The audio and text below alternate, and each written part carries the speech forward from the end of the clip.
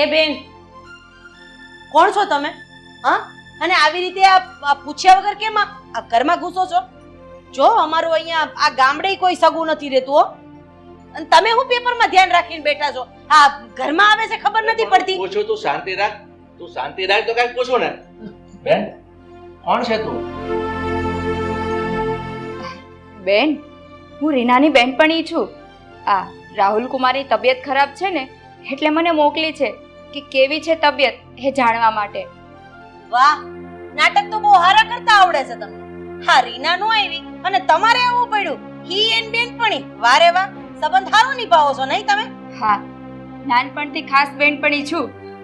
એટલે તમે તો એને અહીંયા આવવા નથી દેતા, એટલે એણે મને કીધું કે તારા જીજાજીની ખબર પૂછી આવ ને કેમ છે એને. બહુ સારું છે. હા, મારા દીકરાને બહુ સારું છે. પતી ગયું તમારું? હવે કઈ પૂછવું છે? જાવ અહીંયાથી. બેન, એકવાર હું ખબર કાઢી લઉં પછી તરત જતી રહીશ. હા, ઈ બેનની વાત ખરી છે. એકવાર ભલેની ખબર કાઢી આવ. તમે શાંતિથી બેહીને છાપું પકડો. હું વાત કરું છું ને. મેં કીધું ને, મારા દીકરાને એકદમ સારું છે. બે હાથ ને ત્રીજું માથું. તમારે આટલી બધી તસદી લેવાની કોઈ જરૂર નથી. અને રીનાને કહેજો કે એને મારા દીકરાની ખબર અંતર પૂછવાની એ જરૂર નથી. અહીંયા એના મા બાપ જીવે છે. જો એટલી બધી પડી હોત ને તો ક્યારે કઈ ફોન તો કર્યો હોત તમને. હું રાહુલ કુમારને એકવાર જોઈ લઉં, જોઈને તરત જતી રહીશ. સમજતા કેમ નથી તમે? કીધું ને મેં કે રાહુલને સારું છે. તમારે અંદર જવાની કોઈ જરૂર નથી. બેન, આ રાહુલ કુમારને એકવાર જોઈ લઉં ને એટલે રીનાને મને કહેવાની ખબર પડે કે રાહુલ કુમારની તબિયત સારી છે. ખાલી જોઈ લઉં, તબિયત પૂછી લઉં અને પછી જતી રહીશ. હું ક્યાં રોકાવાની છું? બધા જીદ્દી જ છો તમે. હે, એની માં જીદ્દી, એનો ભાઈ જીદ્દી અને તમે પણ જીદ્દી. ઠીક છે, જોઈને આવી જાઓ કેવી છે મારા દીકરાની તબિયત, એટલે તમને ખબર પડી છે. હા બેન, સારું, આભાર તમારો. ક્યાં છે રાહુલ કુમાર? આ સામેના રૂમમાં.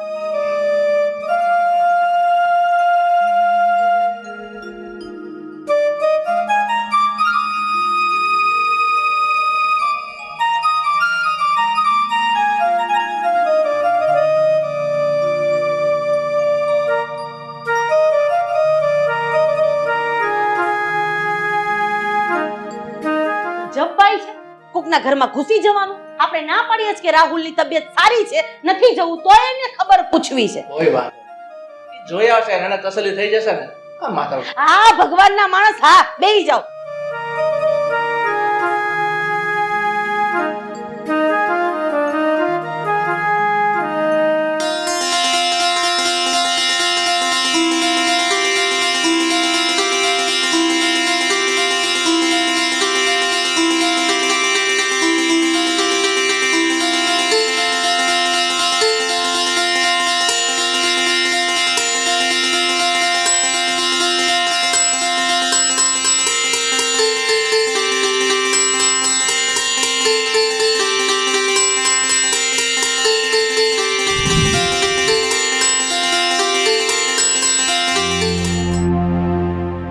બધી વારો ખબર પૂછીને કેમ છો કહીને પાછું આવી જવાનું હોય.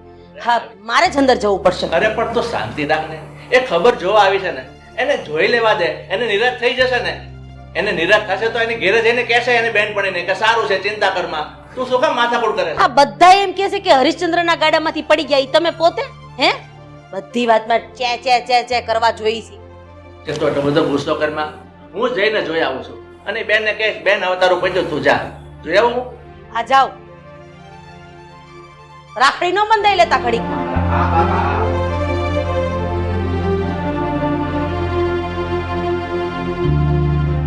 અરુણા, અંદર રૂમમાં તો એ બેન નથી. એ ક્યાં ગઈ હશે? મને તો નથી સમજાતો કાંઈ. આપણે વાતો કરતા હતા ને, બાતતા હતા ને, ત્યારે વયા ગયા હશે. એવું જ લાગે છે. આપણું ધ્યાન ન હોય અને બેન જતી રહી છે. ઠીક છે, એને જોઈ લીધો ને રાહુલને. પત્યું.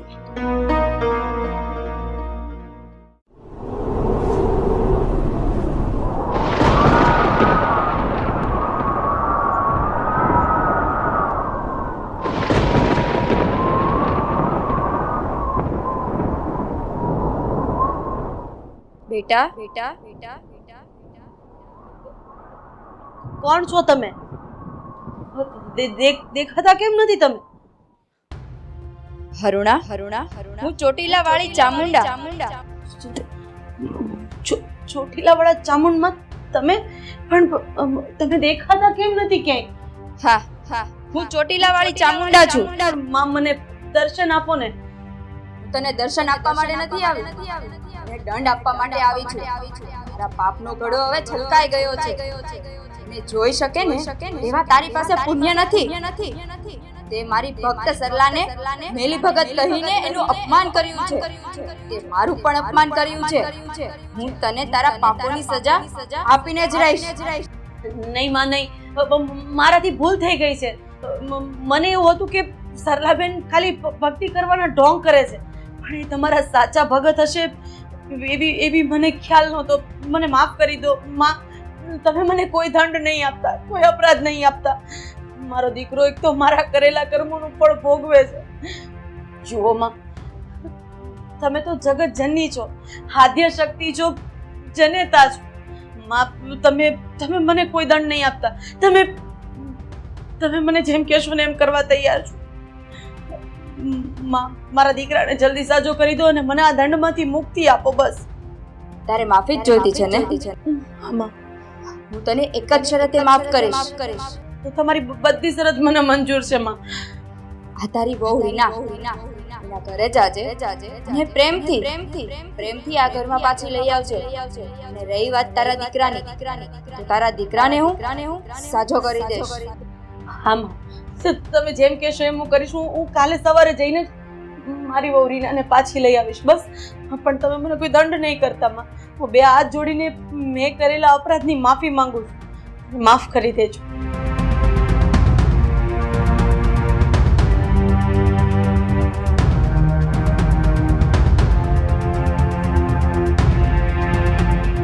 આ વાત મારે ગિરીશને તો કરવી જ પડશે.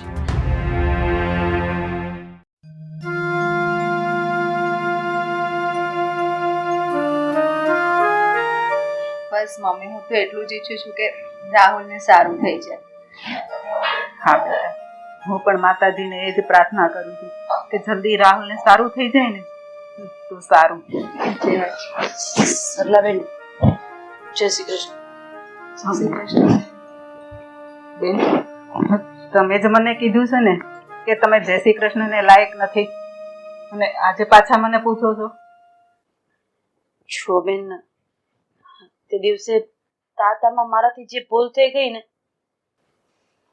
અને તમે ઘરે આવ્યા ને તમારું અપમાન થઈ ગયું ને, બસ એ જ વાતની માફી માંગવા આવી જોઈએ. પણ આજે આમ અચાનક આવ્યા અને એટલો બધો બદલાવ તમારામાં?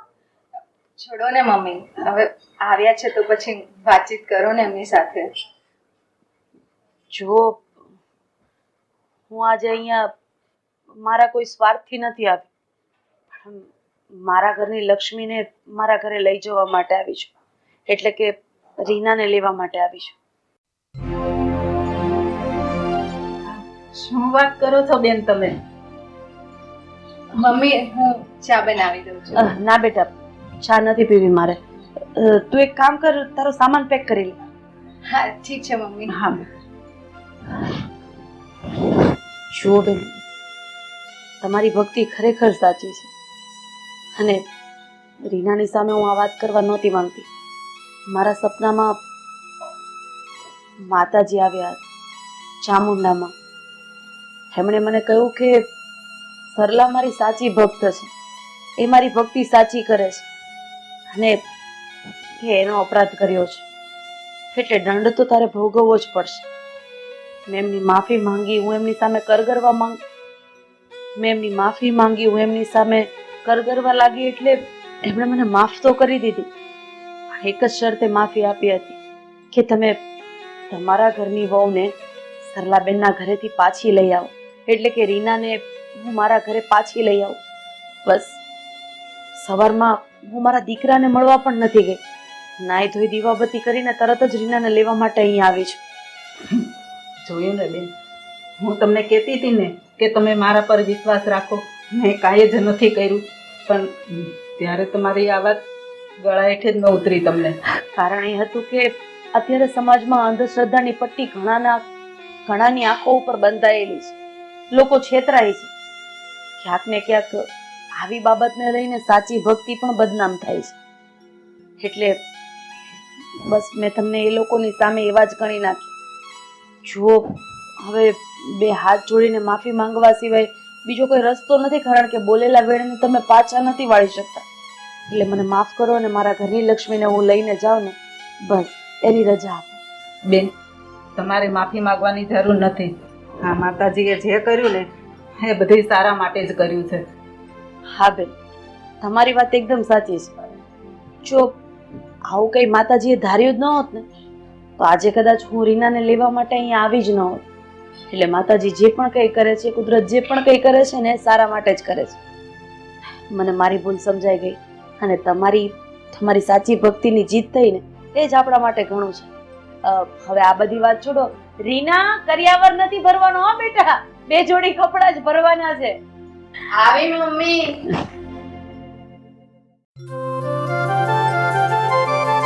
બેટા રાહુલ, હવે તને કેમ છે? હા પપ્પા, સારું છે. પણ શું થયું હતું મને? બેટા કંઈ જ નથી. તું થોડો સાજો માંદો થઈ ગયો હતો અને હવે મા ચામુંડાની દયાથી અને બધું જ સારું થઈ ગયું છે. તારી બધી ચિંતા માએ હળવી કરી નાખી છે. એટલે હવે તું રિલેક્સ થઈ જા. પણ છે સમજો, હવે તને સારું છે ને એટલે તારે કોઈ ચિંતા કરવાની જરૂર નથી. હમણાં તારે મમ્મી અને રીના બે હમણાં આવતા જ હશે. ચાલ બેટા, મળી લે તું રાહુલ.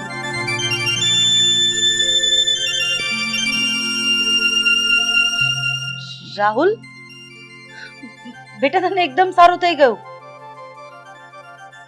જો હું રીનાને લેવા ગઈ હતી. કેવું છે રાહુલ?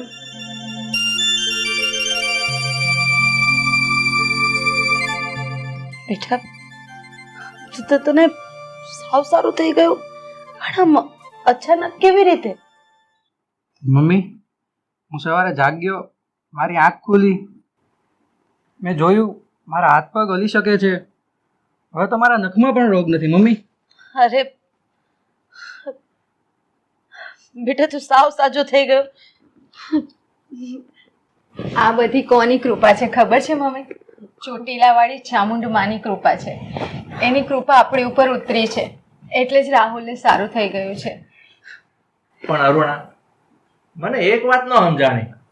આ સવારમાં તું રાહુલને ખબર કાઢવાનો આવી અને સીધી તૈયાર થઈને ઘરની બહાર નીકળી જાય. બસ કઈ નહીં, મને એમ થયું કે રીના વહુ વગરનું આ ઘર સોનું સોનું, બસ એટલે બીજું કઈ નહીં. મમ્મી, તમારા ચહેરા પરથી વાત બીજી કંઈક હોય એવું લાગે છે. એવું હા અરુણા, આ રાહુલની વાત એકદમ ખરી છે. તું જરૂર કંઈક અમારાથી છુપાવે છે. શું થયું છે બોલ? મમ્મી કહી દો ને જે હોય તે. શું થયું છે? જો કાલે રાત્રે હું એકલી મારા રૂમમાં સૂતી હતી અને તમે આપણા દીકરા પાસે હતા. રાત્રે મને ચામુંડમાં સપનામાં આવ્યા હતા. શું? ચામુંડામાં તને સપનામાં આવ્યા? જો સપનામાં હતા કે સાક્ષાત હતા એ તો હું ઓળખી નથી શકી. હું પણ એ જ સદમામાં છું. મેં માતાજીને જોયા નથી. એમનો અવાજ મારા કાને સંભળાયો હતો અને એણે કહ્યું કે મેં રીનાના મમ્મીને હેરાન કર્યા છે, એના વિશે, એમની ભક્તિ વિશે જેમ ફાવે એમ બોલીશ. એ મને આ વાતનો દંડ આપવાના હતા. પણ કહેવાય ને કે કુળદેવી, આ ચામુંડ જેની કુળદેવી હશે એનું હૃદય કેટલું મોટું હશે. એ માતાજીએ મારા ગુનાઓને માફ કરી દીધા અને મને તને તારા મમ્મીના ઘરેથી પાછી લઈ આવવા કહ્યું. બસ કંઈ જ વિચાર્યા વગર હું રીનાને લઈને અહીંયા આવી તો આ બીજો ચમત્કાર કે મારો દીકરો એકદમ સાજો થઈ ગયો. એને નખમાંય રોગ નથી. સાચું કહું ને તો કોઈની ભક્તિ ઉપર આંગળી ચીધવી એ માણસનો અધિકાર નથી. સાચું ખોટું એના કરેલા એ ભોગ. પણ ભગવાન, દેવી દેવતા હા તો સાચા છે ને. અને માં ચામુંડા આવા હળતા કળિયુગમાં એ જો આટલા પરચા આપી શકતા હોય તો એનાથી મહાન બીજું કોઈ હોય જ નથી. બોલો ચામુંડ માત કી જય.